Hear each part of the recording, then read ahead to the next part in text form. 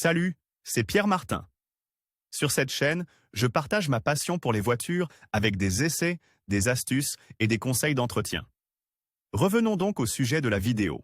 La loi 104 prévoit également des avantages pour les personnes handicapées en ce qui concerne la voiture, de la déduction IRPEFA. La TVA réduite à 4% en passant par le transfert de propriété. Découvrons tout ce que l'administration fiscale prévoit. Déduction pour voiture loi 104. Tout d'abord, rappelons que les personnes handicapées loi 104 sont des personnes atteintes d'un handicap sévère attesté par une commission ESL. Ces personnes et leurs familles ont droit à diverses aides de la part de l'État et du fisc. Par exemple, saviez-vous que les incitants pour les personnes bénéficiant de la loi 104 sont également cumulables avec le récent éco-bonus pour les véhicules électriques, moins de 150 kW?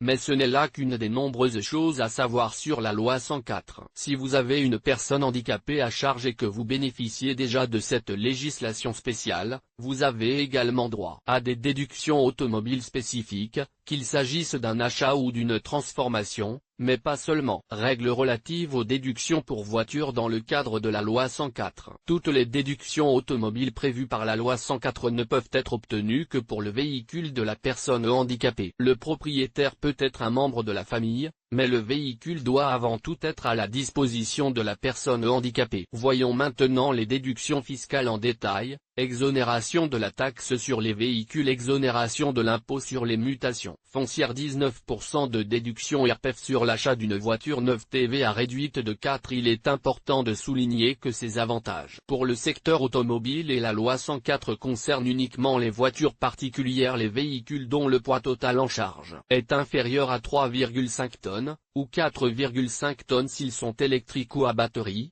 les véhicules spéciaux dotés d'un équipement particulier, les véhicules à 3 roues, véhicules à 3 roues pour le transport de personnes et de marchandises, véhicules de 9 places assises au maximum, conducteurs compris, véhicules pour le transport mixte, caravane motorisée à carrosserie spéciale et équipée en permanence, maximum 7 personnes y compris le conducteur, les véhicules à moteur pour le transport spécifique. En outre, la déduction IRPEF est de 19% mais s'applique sur les frais engagés et sur la dépense maximale de 18 075,99 €. Cas particulier de la loi 104 voitures. Pour bénéficier de la déduction automobile prévue par la loi 104, l'entreprise vendeuse doit émettre une facture régulière indiquant la loi de référence, qui diffère selon les cas, 97 86e d'où 449 97e, ou 342 2000e d'où 388 2000e. N'oubliez pas non plus qu'elle n'est due qu'une seule fois par véhicule dans les 4 ans suivant l'achat.